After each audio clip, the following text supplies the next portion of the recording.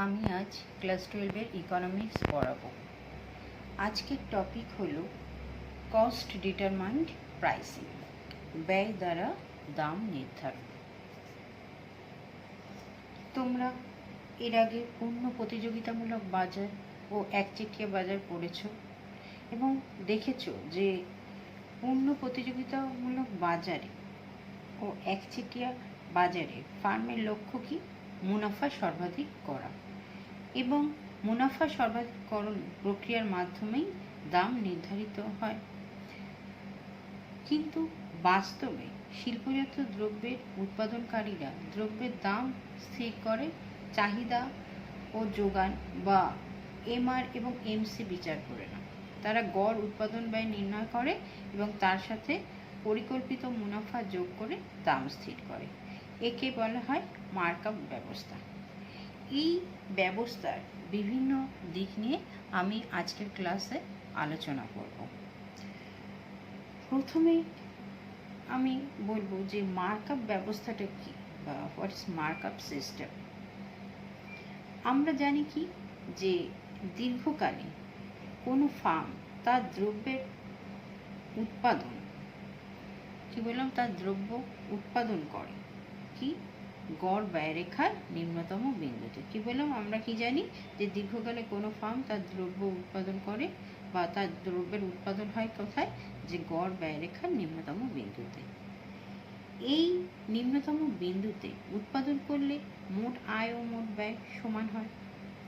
আমরা আরও কি জানি যে যখন মোট আয় ও মোট ব্যয় সমান হয় তখন ফার্ম যে কিছুই মুনাফা অর্জন করে না তা নয়।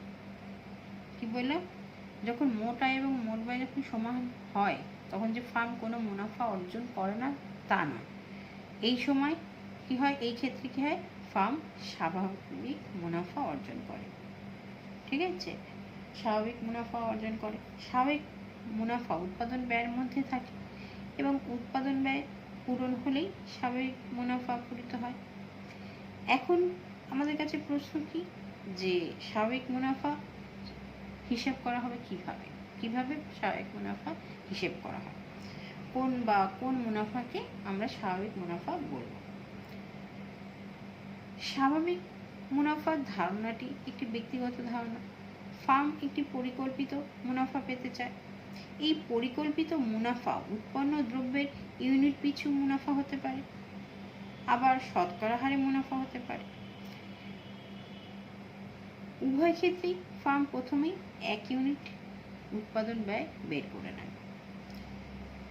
তারপরে এই উৎপাদন ব্যয়ের সঙ্গে 1 ইউনিটের পরিকল্পিত মুনাফা যোগ করে।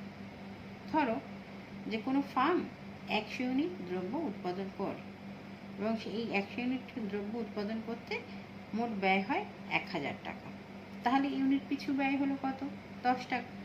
এখন যদি ফার্ম ধরে যে সেই ইউনিট পিছু 2 টাকা মুনাফা করবে, তাহলে তার প্রতি ইউনিট দ্রব্য ফার্ম কত দামে বিক্রি করবে? 12 টাকা দামে।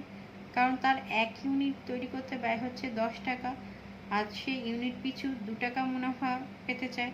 তাহলে তার দাম কত? সে ওই দ্রব্যটির প্রতি ইউনিটের দাম কত ধার্য করবে? 10 + 2 মানে 10 + 2 মানে 12 টাকা। কাজেই দাম হলো কি? দাম ইকুয়াল টু কি? ইউনিট পিছু উৎপাদন ব্যয় প্লাস ইউনিট পিছু মুনাফা। উৎপাদন ব্যয়ের সঙ্গে কোনো কিছু যোগ দিয়ে দাম নির্ধারণের এই যে পদ্ধতি, একেই বলা হয় মার্কআপ ব্যবস্থা বা মার্কআপ সিস্টেম। আমরা উদাহরণে কি ধরে নিয়েছি যে ফার্মের পরিকল্পিত মুনাফা হলো ইউনিট পিছু 2 টাকা, তাই তো? এক্ষেত্রে এটাকেই আমরা স্বাভাবিক মুনাফা বলতে পারি। যদি পরিকল্পিত মুনাফা মার্কআপের পরিমাণ ইউনিট পিছু স্থির না করে শতকরা হারে যদি স্থির করা হয়, তাহলে উৎপাদিত দ্রব্যের দাম কত হয় সেটা দেখি। ধরো ফার্মের লক্ষ্য হলো উৎপাদন ব্যয়ের উপর 10% মুনাফা অর্জন করা। তাহলে এখানে মার্কআপ শতকরা হারে নির্দিষ্ট করা হলো। এখন ইউনিট পিছু ব্যয় আমরা ধরে নিয়েছি কত? 10 টাকা। এর উপর 10% মুনাফা যোগ করলে মোট কত হবে? 11 টাকা। তাহলে 10% মার্কআপ ব্যবস্থা যদি গ্রহণ করা হয়, তাহলে ফার্ম দ্রব্যটি কী দামে বিক্রি করবে, ইউনিট পিছু দ্রব্যটি কী দামে বিক্রি করবে, 11 টাকায় বিক্রি করবে। ঠিক আছে, এই যে মার্কআপ ব্যবস্থা, এই সম্পর্কে মানে শিল্পজাত পণ্যের দাম কিভাবে স্থির হয় সেই বিষয়ে অর্থনীতিবিদ হল ও হিচ 1939 সালে একটি অনুসন্ধান চালান। তারা মোট 38টি ফার্মের ক্ষেত্রে এই অনুসন্ধান চালিয়েছিলেন এবং তার মধ্যে 33টি ফার্ম শিল্পজাত দ্রব্য উৎপাদন করে। তারা অনুসন্ধান করে দেখলেন যে বাস্তবে ফার্মগুলি সর্বাধিক মুনাফা অর্জন করতে চায় না, দামের সঙ্গে প্রান্তিক ব্যয় সমান হয় না। অধিকাংশ ক্ষেত্রেই ফার্ম নিশ্চিতভাবে জানে না তাদের প্রান্তিক ব্যয় রেখা কিরকম বা তার সমীকরণ কিরকম, তাই ফার্ম গড় ব্যয় দ্বারাই দাম নির্ধারণ করে, আর একেই বলা হয় মার্কআপ ব্যবস্থা। এই দাম ব্যবস্থায় ফার্ম গড় উৎপাদন ব্যয়ের সঙ্গে মুনাফা মার্জিন যোগ করে দাম নির্ধারণ করে। সুতরাং দাম ইকুয়াল টু কত হলো, দাম ইকুয়াল টু গড় উৎপাদন ব্যয় প্লাস মুনাফা মার্জিন। এবার আমরা দেখি অধ্যাপক কালেস্কির মত। অধ্যাপক কালেস্কির মতে শিল্পজাত দ্রব্যের ইউনিট পিছু দাম ইকুয়াল টু গড় পরিবর্তনশীল ব্যয় প্লাস মার্কআপ। তাহলে কি হলো, price equal to ABC plus markup. ঠিক আছে, কিন্তু আমরা আগে কি বলেছি যে প্রাইস ইকুয়াল টু গড় উৎপাদন ব্যয় প্লাস মুনাফা মার্জিন, আর কালেস্কি কি বললেন যে গড় পরিবর্তনশীল ব্যয় প্লাস মার্কআপ। এই দুটির মধ্যে কোনো পার্থক্য নেই, কারণ দীর্ঘকালে সব ব্যয় কি পরিবর্তনীয় ব্যয় বা পরিবর্তনশীল ব্যয়, কাজেই গড় পরিবর্তনশীল ব্যয়ও যা গড় ব্যয়ও তাই এক। তাছাড়া মার্কআপটাই মুনাফা মার্জিন, কাজেই যে কালেস্কির বস্তুত্ব পক্ষে মানে বাস্তবে আমরা কি কালেস্কির বক্তব্যকেই সমর্থন করছি। ঠিক আছে, কালেস্কি অবশ্য বলেছে যে তার তত্ত্ব স্বল্পকালেও প্রযোজ্য হবে।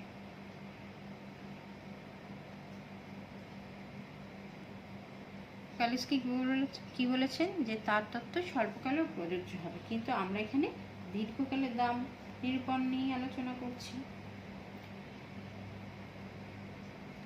এবার আমরা দেখব যে শিল্পে দীর্ঘকালীন যোগান রেখা কেমন হবে, শিল্পে দীর্ঘকালীন যোগান রেখার আকৃতি কি। মার্কআপ ব্যবস্থায় ধরে নিয়েছি কি যে শিল্পে ধরে নেওয়া হয়েছে যে শিল্পের দীর্ঘকালীন যোগান রেখা অনুভূমিক অক্ষের সমান্তরাল হবে। শিল্পজাত দ্রব্যের যোগান রেখা কেন অনুভূমিক হবে, তার কারণ কি, যে আমরা জানি যে শিল্প উৎপাদনের বৈশিষ্ট্যই এই যে সেখানে যে কিছুটা উদ্বৃত্ত উৎপাদন ক্ষমতা থাকে। কি বললাম, যে শিল্পের উৎপাদনের বৈশিষ্ট্যের মধ্যে একটা বৈশিষ্ট্য কি, যে সেখানে কিছুটা উদ্বৃত্ত উৎপাদন ক্ষমতা থাকে। এই উদ্বৃত্ত উৎপাদন ক্ষমতা থাকার জন্য ফার্ম ইউনিট পিছু ব্যয় না বাড়িয়েই অতিরিক্ত উৎপাদন করতে পারে। চিরাচরিত অর্থনৈতিক তত্ত্বে ধরে নেওয়া হয় যে দীর্ঘকালীন গড় ব্যয়রেখা ইউ আকৃতি এবং এই গড় ব্যয়রেখার নিম্নতম বিন্দুতেই ফার্ম উৎপাদন করে। এই নিম্নতম বিন্দুতেই ফার্ম স্বাভাবিক মুনাফা অর্জন করে, কিন্তু আধুনিক কালের অর্থনীতিবিদরা ভিন্ন মত পোষণ করেন। তাদের মতে ফার্মের দীর্ঘকালীন গড় ব্যয়রেখা মানে এলএসি এল আকৃতির হবে। দেখো এখানে ছবিতে আমি দেখিয়েছি যে একটি এল আকৃতির এলএসি। এই ছবিতে কি দেখছো, যে অকিউ পরিমাণ দ্রব্য উৎপাদন না হওয়া পর্যন্ত এলএসি রেখা নিম্নাভিমুখী, অর্থাৎ এই পরিমাণ দ্রব্য উৎপাদন না হওয়া পর্যন্ত দীর্ঘকালীন গড় ব্যয় কমছে। এই সময় দীর্ঘকালীন প্রান্তিক ব্যয় দীর্ঘকালীন গড় ব্যয় অপেক্ষা কম। দেখো ছবিতে দেখো এলএমসি লেস দ্যান এলএসি। এখানে অকিউ পরিমাণ উৎপাদনকে ন্যূনতম সর্বোত্তম মাত্রা বা মিনিমাম অপটিমাল স্কেল বলা হয়। যতক্ষণ না উৎপাদন এই স্তরে পৌঁছয় ততক্ষণ গড় উৎপাদন ব্যয় কমতে থাকে। উৎপাদনের মাত্রা বৃদ্ধির ফলে প্রথম দিকে কতগুলো ব্যয় সংকোচ ঘটে এবং ওকিউ পর্যন্ত এই ব্যয় সংকোচ চলতে থাকে। এরপর উৎপাদন বাড়লেও এলএসি বাড়ে না, কারণ ফার্মের কিছু উদ্বৃত্ত উৎপাদন ক্ষমতা বা রিজার্ভ ক্যাপাসিটি বা এক্সেস ক্যাপাসিটি থাকে বলে। ফার্ম সবসময় এলএসি রেখার কি বললাম, ফার্ম সবসময় এলএসি রেখার অনুভূমিক অংশের উপর কোনো বিন্দুতে উৎপাদন করে। ওই অনুভূমিক অংশে এলএসি ইকুয়াল টু এলএমসি, কাজেই ফার্মের যোগান রেখাটি হবে অনুভূমিক এমসি রেখা। সব ফার্মের ব্যয় রেখা একই যদি আমরা ধরি তাহলে শিল্পের যোগান রেখা অনুভূমিক হবে। এইভাবে এল আকৃতির গড় ব্যয় রেখার মাধ্যমে আধুনিক অর্থনীতিবিদরা শিল্পের যোগান রেখাকে কেন অনুভূমিক তার ব্যাখ্যা দিয়েছেন। এবার দেখো ব্যয় পরিবর্তনজনিত দাম পরিবর্তন, মানে ব্যয় পরিবর্তনের ফলে দামের কিভাবে পরিবর্তন হয়।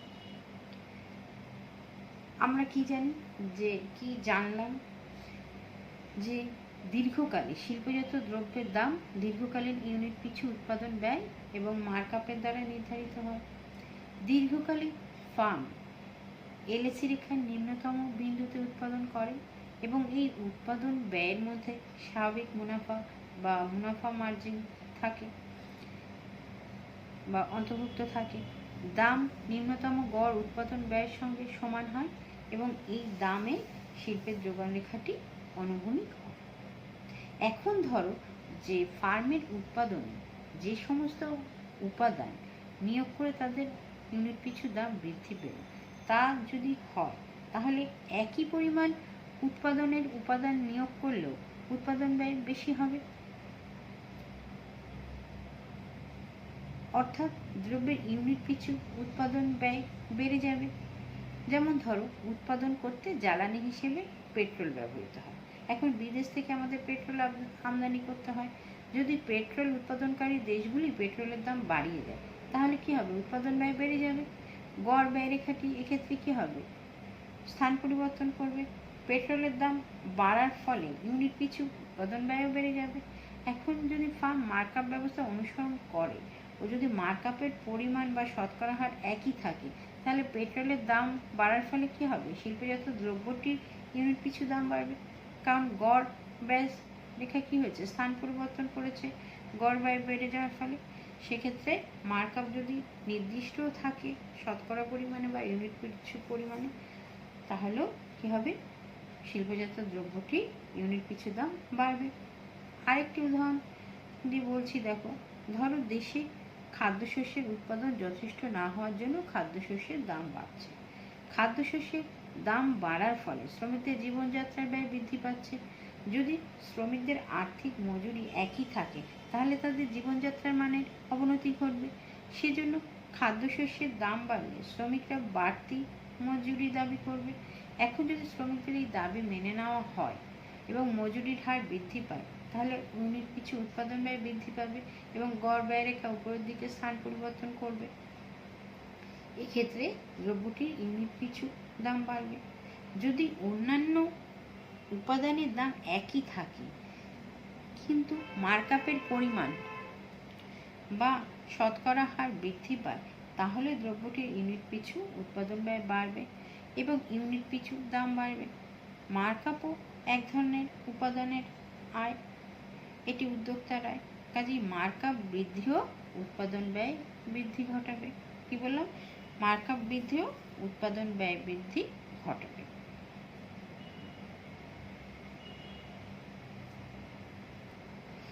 এবার দেখব যে শিল্পজাত দ্রব্যে চাহিদা পরিবর্তনের প্রভাব। যে আমরা এতক্ষণ কি করলাম, যে শিল্পজাত দ্রব্যে যোগান রেখাটি অনুভূমিক এবং তার অর্থ কি, যে একটি নির্দিষ্ট দামে যোগান যত খুশি হতে পারে। দ্রব্যটির দাম যোগান রেখার দ্বারাই নির্ধারিত হচ্ছে। শিল্পজাত দ্রব্যের দাম নির্ণয়ের ক্ষেত্রে চাহিদার কোনো ভূমিকা নেই, কিন্তু চাহিদা রেখাটি যে কোনো কাজেই লাগে না তা নয়। শিল্পজাত দ্রব্যের ক্ষেত্রে চাহিদা রেখাটির প্রয়োজন হয় সে উৎপাদনের পরিমাণ নির্ধারণ করার জন্য। চাহিদা রেখার সাহায্যে উৎপাদনের পরিমাণ বা ফার্মের সংখ্যা নির্ধারিত হয়।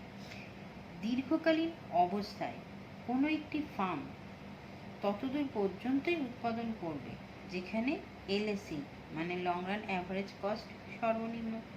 এলএসি রেখার সর্বনিম্ন বিন্দুতে ফার্মের যোগান নির্ধারিত হয়। এখন একটা ফার্মের যোগান জানা থাকলে আর সব ফার্মের একই রকম, মানে আর সব ফার্মই যদি একই রকম ধরি, তাহলে বাজারের যোগান মোট কত হবে তা কি করে জানা যায়? তাহলে একটি ফার্মের যোগান জানা থাকলেও শিল্পের মোট যোগান নাও জানা যেতে পারে, কারণ শিল্পের অন্তর্গত ফার্মের সংখ্যা আমরা জানি না। শিল্পের মধ্যে ফার্মগুলির অবাধ প্রবেশাধিকার রয়েছে, ফলে কটি ফার্ম শিল্পের মধ্যে রয়েছে তা বলা মুশকিল। সেই সমস্যার সমাধান করা যেতে পারে এই শিল্পের চাহিদা রেখার মাধ্যমে। শিল্পের চাহিদা রেখার সাহায্যে শিল্পের মোট যোগান বা শিল্পের অন্তর্গত ফার্মের সংখ্যা নির্ণয় করা হয়। কিভাবে? আমি এখানে একটি ছবির সাহায্যে ব্যাখ্যা করছি। কোনো একটি ফার্ম ভারসাম্য অর্জন করছে এলএসি নিম্নতম বিন্দুতে, তাহলে ফার্মের ভারসাম্য উৎপাদন ব্যয় হলো কত? ওএম পরিমাণ। দেখো ছবিটা আমি দেখিয়েছি। ফার্মের ভারসাম্য থেকে আমরা শিল্পের যোগান রেখা পিএস পাই। এখন শিল্পের ভারসাম্য যোগানের পরিমাণ জানার জন্য শিল্পের চাহিদা রেখার প্রয়োজন। ধরো D1 হলো শিল্পের চাহিদা রেখা।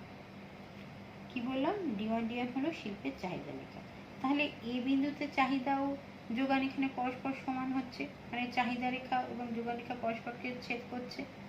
এক্ষেত্রে O1M1 হলো শিল্পের ভারসাম্য যোগানের পরিমাণ। যদি আমরা ধরে নিই যে সব ফার্মের ব্যয় রেখা একই প্রকার, তাহলে আমরা বলতে পারি যে শিল্পের ভারসাম্য অবস্থায় শিল্পের মোট ফার্মের সংখ্যা হবে 1M1। যেহেতু 1M1 পরিমাণটি চাহিদা ও যোগানের ছেদবিন্দুতে স্থির হয়েছে, সুতরাং বলা যেতে পারে যে শিল্পের চাহিদা রেখার সাহায্যেই শিল্পের মধ্যে অবস্থিত ফার্মের সংখ্যা নির্ধারিত হচ্ছে। এবার ধরো শিল্পের চাহিদা রেখাটি ডান দিকে স্থান পরিবর্তন করে D2 হলো, তাহলে নতুন ভারসাম্য বিন্দু কি হলো? B, এবং শিল্পের যোগান বেড়ে হলো 1M2। আবার যদি চাহিদা রেখাটি বাঁ দিকে স্থান পরিবর্তন করে, তাহলে শিল্পের যোগান কমবে। এইভাবে শিল্পজাত দ্রব্যের ক্ষেত্রে চাহিদার পরিবর্তনের সাথে সাথে উৎপাদনের পরিমাণ পরিবর্তিত হয়। চাহিদা বাড়লে উৎপাদন বাড়ে, চাহিদা কমলে উৎপাদন কমে। তাহলে আমরা কি দেখলাম? যে শিল্পজাত দ্রব্যের ক্ষেত্রে যোগান রেখার কাজ দাম নির্ধারণ করা, আর চাহিদা রেখার কাজ হলো উৎপাদনের পরিমাণ নির্ধারণ করা। যোগান রেখা আবার নির্ধারিত হয় নিম্নতম গড় ব্যয়ের পরিমাণ দ্বারা। সেই জন্য বলা হয় যে শিল্পজাত দ্রব্যের ক্ষেত্রে দাম হলো ব্যয় নির্ধারিত এবং উৎপাদন হলো চাহিদা নির্ধারিত। কি বললাম? শিল্পজাত দ্রব্যের ক্ষেত্রে দাম হলো ব্যয় নির্ধারিত এবং উৎপাদন হলো চাহিদা নির্ধারিত। এবার আমরা জানবো যে সংগঠিত শিল্পপণ্যের বাজারে সূত্রটির প্রয়োগ কিভাবে। শিল্পজাত দ্রব্যের ক্ষেত্রে আমরা কি দেখলাম? যে দ্রব্যটির দাম উৎপাদন ব্যয়ের দ্বারা নির্ধারিত হয়। ইউনিট পিছু উৎপাদন ব্যয়ের সাথে মার্কআপ যোগ করে দ্রব্যটির দাম নির্ধারণ করা হলো। কাজেই দাম ইকুয়াল টু কত হলো? গড় উৎপাদন ব্যয় প্লাস মুনাফা মার্জিন। আপাত দৃষ্টিতে মনে হতে পারে এই দাম নির্ধারণে চাহিদার কোনো ভূমিকা নেই, কিন্তু এটি সত্য নয়। শিল্পজাত পণ্যের দাম নির্ধারণের ক্ষেত্রেও চাহিদার একটি ভূমিকা আছে। সেটা এবার আমি ব্যাখ্যা করছি কিভাবে। যে আমরা জানি শিল্প উৎপাদনের একটা বৈশিষ্ট্য এই যে সেখানে কিছুটা উদ্বৃত্ত উৎপাদন ক্ষমতা, মানে এক্সেস ক্যাপাসিটি থাকে। আমরা একটু আগে পড়লাম কোনো শিল্পের সর্বাধিক উৎপাদন ক্ষমতা ততটা উৎপাদন সবসময় হয় না। এখন শিল্পজাত দ্রব্যের ক্ষেত্রে উৎপাদনের পরিমাণ চাহিদা রেখা দ্বারা নির্ধারিত হয়ে থাকে। চাহিদা বাড়লে উৎপাদন বাড়ে এবং চাহিদা কমলে উৎপাদন কমে। কাজেই চাহিদা বাড়লে উদ্বৃত্ত উৎপাদন ক্ষমতা কমে আসবে এবং চাহিদা কমলে উদ্বৃত্ত উৎপাদন ক্ষমতা বৃদ্ধি পাবে। এখন ধরো কোনো শিল্পজাত দ্রব্যের ক্ষেত্রে দেখা গেল যে চাহিদা খুব কমে গেছে এবং উদ্বৃত্ত উৎপাদন ক্ষমতা তার ফলে অনেকটা বৃদ্ধি পেয়েছে। ধরো এতটা উদ্বৃত্ত উৎপাদন ক্ষমতা ফার্মের কাছে বাঞ্ছনীয় নয়, ফার্ম চাইছে উদ্বৃত্ত উৎপাদন ক্ষমতা ছিল কমিয়ে ফেলতে। সেটি করা সম্ভব মার্ক আপ কমিয়ে ফেলার মাধ্যমে। যদি ফার্ম দেখে যে বর্তমান দামে যে চাহিদা হচ্ছে তার ফলে উদ্বৃত্ত ক্ষমতার বেশ একটা বড় অংশ উদ্বৃত্ত থেকে যাচ্ছে, তাহলে ফার্ম কী করবে? দাম কমিয়ে চাহিদা বাড়াবার চেষ্টা করবে। এখন দাম নির্ধারিত হচ্ছে উৎপাদন ব্যয়ের দ্বারা। উৎপাদন ব্যয়ের মধ্যে অনেক উপকরণের উপর যে ব্যয় সেটি কমানো সম্ভব নয়। ফার্ম একটা কাজের ক্ষেত্রে সহজেই করতে পারে, সেটি কি? যে মার্ক আপের পরিমাণ বা শতকরা হার কমিয়ে দিতে পারে। মার্ক আপ কমিয়ে দিলে মার্ক আপ সমেত গড় উৎপাদন ব্যয় কমে যায় এবং দ্রব্যটি কম দামে বাজারে বিক্রি হয়। এইভাবে চাহিদা বাড়া কমা বা মার্ক আপকে প্রভাবিত করে এবং তার মাধ্যমে দামকে প্রভাবিত করে। এইভাবে পরোক্ষ উপায়ে শিল্পজাত দ্রব্যের দামও চাহিদার উপর নির্ভর করে। ঠিক আছে, এই চ্যাপ্টারটি এখানেই শেষ হয়ে গেল। খুব ছোট একটা চ্যাপ্টার। এই চ্যাপ্টারটি তোমরা খুব ভালোভাবে পড়বে, খুব ভালো করে মনোযোগ সহকারে পড়বে। এই চ্যাপ্টার থেকে তোমাদের শর্ট কোশ্চেন আসবে, মানে এসএকিউ টাইপের প্রশ্ন আসবে। সুতরাং এই চ্যাপ্টার প্রত্যেকটি লাইন ভালো করে পড়বে। ঠিক আছে, আজকের ক্লাস এখানেই শেষ হলো।